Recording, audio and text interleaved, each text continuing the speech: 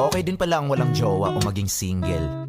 Ang umibig sa maling tao, tagal ko nang tinigil.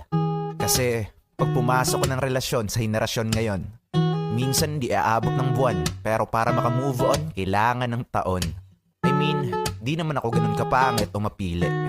Single ako by choice, kasi mas naaalagaan ko aking sarili. Sanay na akong mag-isa, di na sa akin yun nakakapanibago. Kaysa naman hanap ka ng jowa, napupunta ka lang sa maling tao. Pinagtatawanan man ng iba dahil daw sa love life, ako ay kapuspalad. Pwes mali sila dahil pinapasaya ako ng aking Maria Palad. Tapos na ako sa pelikula, na kada gabi iyak at puro drama.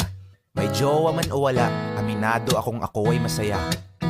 Bonus na lang kung may darating man na tao na mas lalo sa aking makakapagpasaya. 'Cause if you like the way you look that